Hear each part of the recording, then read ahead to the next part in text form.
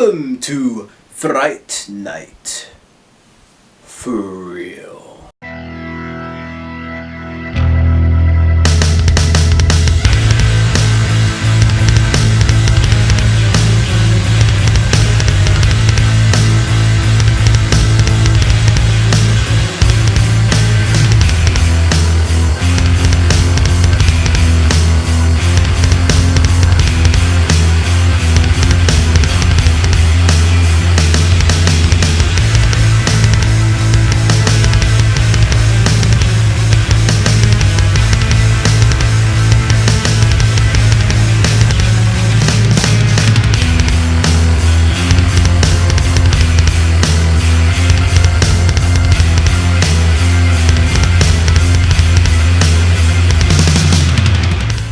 Hello YouTubers, you're on the third episode of The Final Cut, and today we're going to be going over one of my favorite vampire movies of all time, and probably the best 80s vampire movie along with The Lost Boys, Fright Night. Now, this was directed by Tom Holland, who also directed the first Child's Play with Chucky. Stars Chris Sarandon as Jerry Dandridge. He's the main antagonist and vampire. You may recognize him as Prince Humperdinck off The Princess Bride. He was also in Dog Day Afternoon and Child's Play, as well as Tales from the Crypt, Bordello of Blood. William Ragsdale is a protagonist, Charlie Brewster. He was also on Justified as Renona's husband, second husband after Rayland. Amanda Bierce is Amy Peterson, Charlie's girlfriend. Roddy McDowall plays Peter Vincent, the great vampire hunter. Now, you may recognize his voice off of Batman the Animated Series as the Mad Hatter. Stephen Jeffries is Evil Ed, Charlie's friend. The bodyguard of Jerry Dandridge during the day is played by Jonathan Stark. As I said earlier, this is one of my favorite vampire movies, and I remember catching it one late night on HBO a long time ago, probably in the late 90s, early 2000s. And I feel bad, not many people know about the original Fright Night. Of course, they're familiar with the 2011 remake, but it really surprised me because this is a very, very underrated classic, I feel, one of the best vampire films. So, our film starts off, it opens up in a neighborhood, starts on a house, and you hear people talking. You end up realizing it's a television set, and it's like an old type of horror programming. And it's hosted by Peter Vincent in an hour he calls Fright Night. So it's kind of like the old Vincent Price movies, and like Peter Vincent's pretty much a character Roddy McDowall plays. It's kind of combined of Peter Cushing, who played Van Helsing in Dracula, and also Vincent Price. You may recognize his voice on the Thriller album, but Roddy McDowall also played the Mad Hatter on Batman, plays Peter Vincent. So it's a television program called Fright Night. Meanwhile, you're introduced to Charlie Brewster and his girlfriend Amy. They're like making love and whether or not they should do it or not. And he gets distracted. He notices across the street there's new people moving in. And he notices some people moving in a coffin. And of course, Amy thinks he's blowing her off and gets upset and leaves. You're then introduced to Charlie Brewster's mother, and he's just kind of like still curious about that body and what he saw. So, it goes to the next day. You get to see a little bit of his school life. You're introduced to his friend, who they nickname Evil Ed. And he has to study for a quiz. They end up having a pop quiz, so he's like upset about that, so he's like studying. Meanwhile, when he comes back home, he notices this like really attractive woman, basically a call girl. And she's asking if it's like a certain address, and it turns out it's the address for the house across the street that the people just moved in. Very attractive.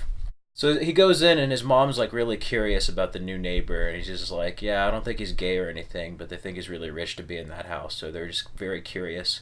So it goes to him studying. Then he ends up hearing a scream, and is like really freaked out, but then doesn't think anything of it. He looks across the street, no lights or anything. So after that, he apologizes to Amy at an eating place. Evil Ed visits. And on the news, there is a report of a missing hooker who is found with another person, their head decapitated. And he begins to wonder, like, what if it's that call girl that he saw the day before? So then Amy gets mad again, and of course, Charlie is on the lookout the next night. He sees Chris Sarandon. He's with another woman, bites her neck, lights go off.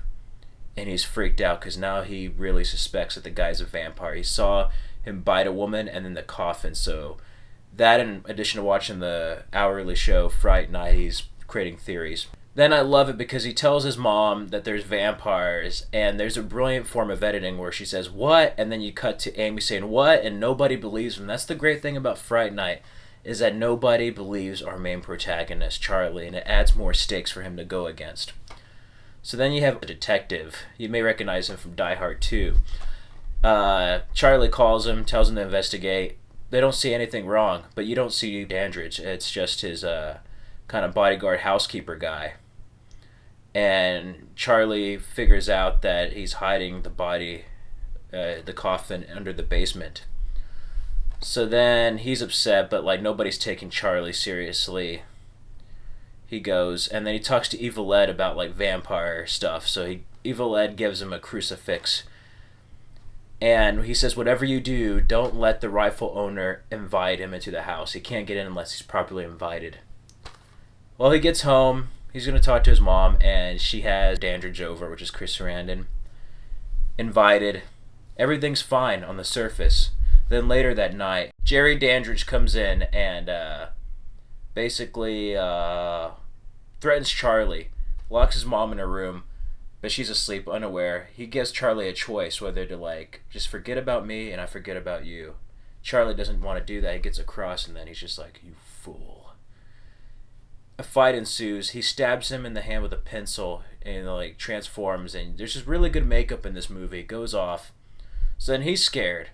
So then after Jerry gets him, he sees Peter Vincent's Fright Night and then like a old horror film, almost like the Hammer Dracula films, and goes to him for help. It turns out that Peter Vincent's show was canceled, and he thinks Charlie's nuts because he just basically says like, yeah, I want to kill my next door neighbor. I think he's a vampire. He's freaked out, goes off.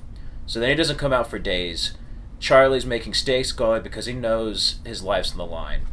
Amy and Evil Ed go find Peter Vincent, pay him. He's desperate for money to prove that to Charlie that his next door neighbor's not a vampire. So they create a test, holy water, all that type of stuff, and they end up going through the test to Jerry's house. Jerry, of course, drinks the holy water. Nothing happens, but he does so by putting it next to a fire to warm it up to basically dilute it.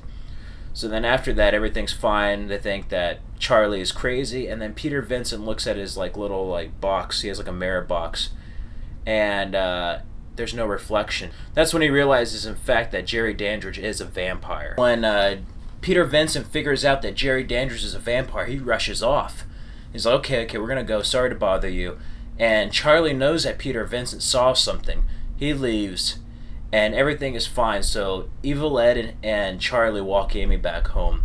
Meanwhile, you don't think they have to worry about anything, and then Jerry Dandridge is walking back and then like steps on a mirror, a piece of glass from the mirror that Peter Vincent dropped. And Jerry steps on that and realizes that Peter Vincent knows he didn't cast a reflection, so now he has to hunt him down.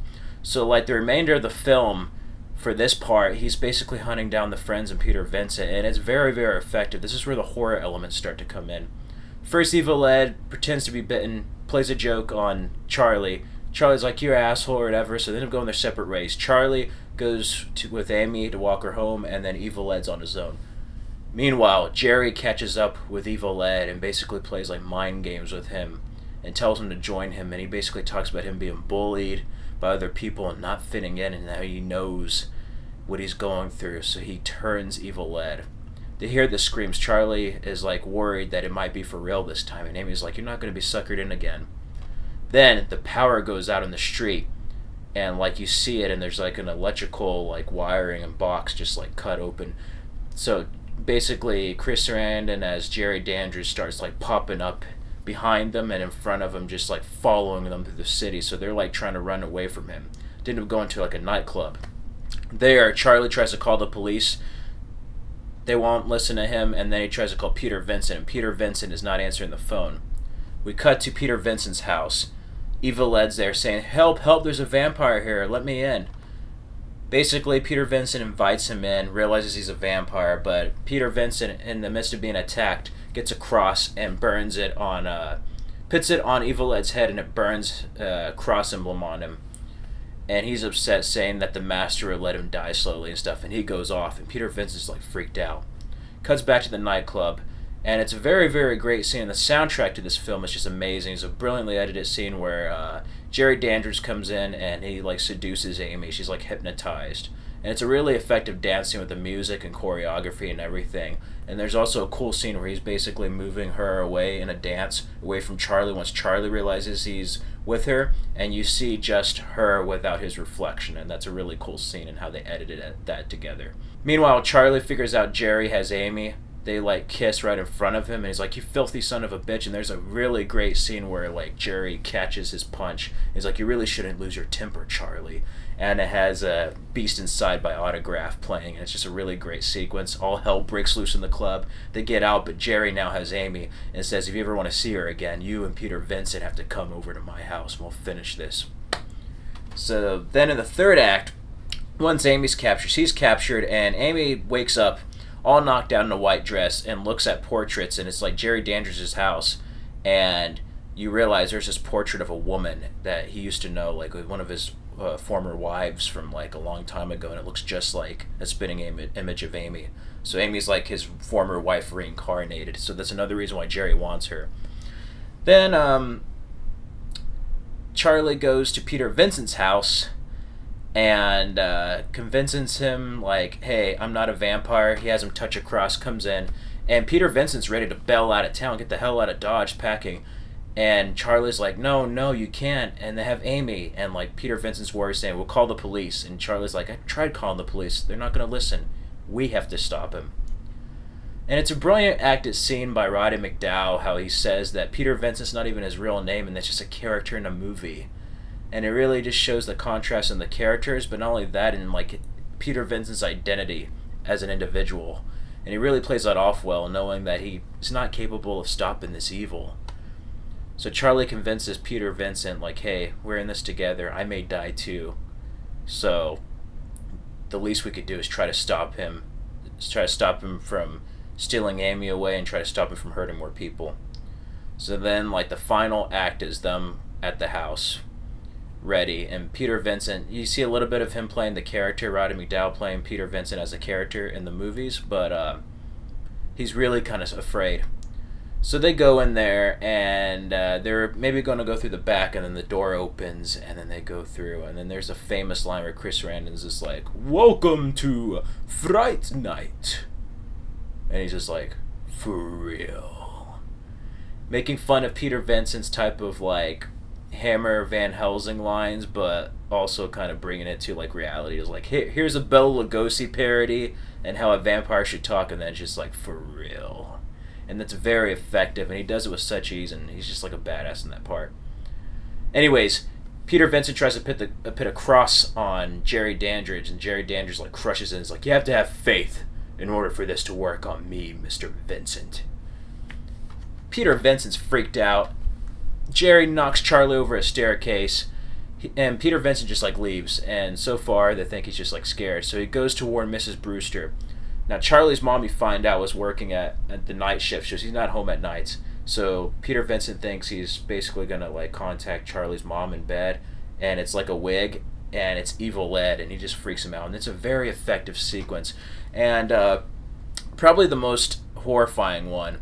Now this movie doesn't have that many like jump scares, or like it doesn't have that many like chase sequences or just like pure horror, but there is horror elements in it, and it's very effectively at very well timed places.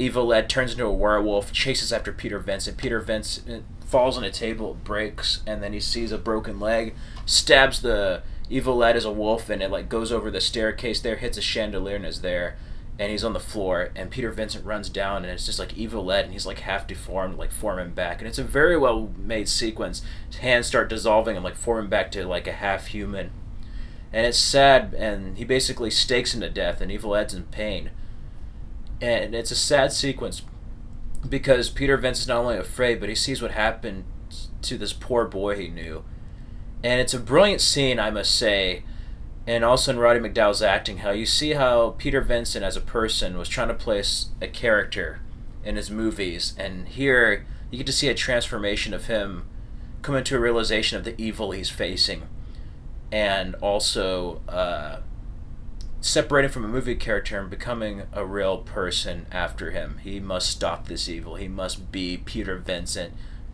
greatest vampire killer alive. And it's really brilliantly made and edited in this scene, and I love it. I love Roddy McDowall's performance because he realizes what he has to do now. And it shows the character overcome his fears, go through an arc, and then, hence, having faith in order to stop Jerry Dandridge. So he goes back, kind of afraid, and then he gets into it and is ready to go after Jerry Dandridge. Jerry takes Charlie into a room where Amy is, leaves it locked, and gives him a stake saying, "You may need this." And Jerry turned Amy into a vampire. Charlie screams. They're taken into delight. Later on, Peter Vincent gets there, tells Charlie, "Hey, make some noise. I'm going to break the door down." Breaks the door down, is ready to leave with Amy, and Charlie's like, "No, Amy's turned. We have to stop him." And he's like, okay, if we're going to stop him, it has to be before dawn. So now there's a deadline there. And he says that everything that worked in the movies is working so far. Great chase scene through the house. Then they face the bodyguard. And he gets shot numerous times. And you think he's dead. And finally, Jerry Dandridge says this weird type of word. And the guy comes alive. And it's really gory, his eyes there and his face. And then finally, he's about to attack Peter Vincent, and Charlie's just like, "No," stakes him. And the bodyguard guy just starts like dissolving to this acid. It's a very grotesque scene, and then to dust, and then his bones burst. And it has a great scene with his skull sliding on the floor top. Then Jerry Dandridge bursts through the window. Peter Vincent then gets across, and he's like, "You have to have faith in order for this to work on me." Sunlight's starting to come through, and he notices it's dawn, and now he starts to have faith and becomes stronger. It's just like, no, and then like sunburst, and there's this crazy scene where like Jerry just turns into a giant ass bat through like a shadow transformation, and very scary and practical. You can tell some parts it's a puppet, but still it just looks freaky looking. And tries to bite Peter, and Peter just like gets it with like a bar, like the stake, and then like has a sunlight, and it goes into the basement. They go into the basement, him and Charlie. Charlie finds Amy, and she's kind of normal, but now her hair is long. And he apologizes for leaving her, and she's like upset that she said like, you promised you wouldn't let anything happen to me. And then she turns over and like is about to bite Charlie. And it's a crazy mouth. I don't know how to do with the makeup, but it just looks freaky. It's not your normal vampire. After that, they're struggling. Peter Vincent opens Jerry's tomb, stakes him, but Jerry's still alive, stands upright, and there's a fight ensuing. But Charlie was still getting attacked by Amy. Jerry like throws a stake away, but it hits a window, and there's sunlight going through. Amy gets off, is in like pain. Charlie, Brewster, and Peter Vincent end up breaking all the windows until there's sunlight in the basement. Jerry bursts. Amy turns back to normal, and that's where it ends. So then after that, they realize Amy's back to normal. They all hug. Everything is fine. Then we cut to the house, Jerry Dandridge's house. It's for sale again, and you show a shot of the neighborhood and then Charlie's house, and it's exactly like the opening shot of the film. Then you cut to the television, and you see the show Fright Night. Peter Vincent is now having alien programming instead of vampires and stuff. And he even tells to Charlie through the TV, he's just like, "I think we had enough of vampires. Huh, Charlie?" Charlie sees it, turns it off. Amy's just like, "What are you doing? You love Fright Night." He's just like, "Yeah, it's okay." And basically kisses her, and they like make out. And it's the exact opposite of the beginning of the film, and it shows the character arc Charlie and Amy have gone through from the beginning to the end. And everything's like a happy ending. Then it focuses out of the room. You pan over to Jerry's house, which is vacant, and you see red eyes appear. And then you hear Evil Ed saying, "Oh, you're so cool, Brewster," and laughing, and then it goes to the Fright Night theme song in the credits. And that's where it ends. And that's just a brief summarization. I didn't want to give away too much, and I kind of skimmed over some stuff, but I kind of want to leave it to the viewer if you haven't seen this. It's an older movie, but not many people have seen this, and I highly, highly urge you to see it. It's one of the best vampire films of it's one of the best vampire films ever, but especially the 80s. This and Lost Boys are the definitive vampire films of the 1980s. And one of the best vampire films. This is one of the best vampire films. One thing I must say besides this great film is the soundtrack. It has an amazing soundtrack. The Jay Giles Band does the main theme, Fright Night. You Can't Hide from the Beast Inside is by Autograph. Ian Hunter does Good Man in a Bad Time, which is played during the club scene. Rock Myself to Sleep by April Wine, Let's Talk by Devo, Armies of the Night by Sparks. Another song in the club is Give It Up by Evelyn King, Save Me Tonight by White Sister, Bop in the Night, The Fabulous Fontaines, and Come to Me by Brad Fiedel. Now, Brad Fiedel does such a great job with this score. Very atmospheric, romantic, mysterious, not really horrific, but just kind of adds some suspense on the scares, and it's very, very synthesizer and very 80s, but it really works for the atmosphere and tone of the film, I feel. And he later on does great things in other movies. Of course, part of his musical scoring includes The Terminator and Terminator 2 Judgment Day. And Tom Holland did such a great job writing and directing this. Charlie, he's an all-American teenager, and I like him. William Ragsdale really plays this character well, and he's just like one of us, like an average American boy next door. He's not like a male model. He's not a jock. He's just a regular, everyday guy, and that's what I love in this film. And he's a protagonist. And what another thing that adds to it, like I said with the stakes, is that nobody believes him. Nobody believes him that there's a vampire next door living to him. And that's just fantastic. And it's not as like slasher crazy as Jason, Nightmare on Elm Street, or Halloween, but Fright Night really is a different type of horror film and proves that you don't always have to be scary to be a good horror film. Now, there is some scary elements and there's some grotesque imagery with the vampires, but it's really a great story and simple. And there's characters you like. Amanda Bierce as Amy, I think, is highly underrated in this. At first, she may appear as like, the girl next door, kind of like that typical 80s girlfriend character.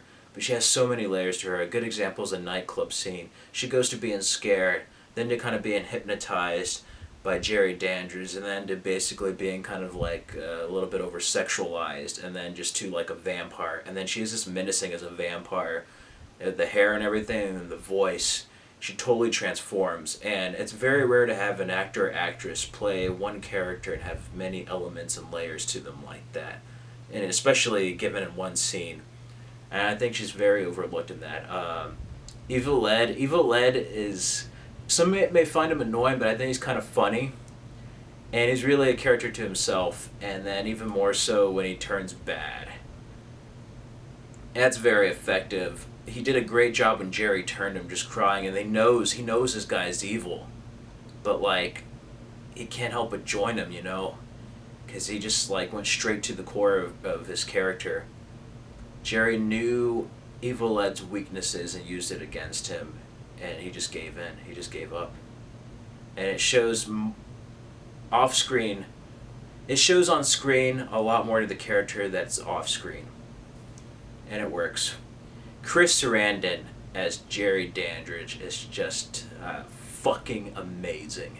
Him and Roddy McDowall as Peter Vincent are just excellent in this movie. I mean... Sure, he played Prince Humperdinck in Princess Bride, and he was also in Dog Day Afternoon, and The First Child's Play, which is also directed by Tom Holland, but, like, Chris Sarandon really knocks this out of the damn ballpark. He's seductive, he's mysterious, yet he's evil, but not only that, for a villain, especially a horror movie villain, horror movie vampire, antagonist, what makes an effective one is one that enjoys being evil. And he relishes at the pain he's causing Charlie and those around him, and that really makes it enjoyable watching his performance. And then Roddy McDowall, as I said in some other stuff in the story review, he's great as Peter Vincent. He really kind of plays the Vincent Price type of character, but then also he kind of plays a performance of like, well, I'm an actor and I just play a character and I'm not really like this, and kind of like the needs of an actor and kind of like the prima donna-ness of like money and just like kind of being a fraud and totally opposite of what I play, and it works.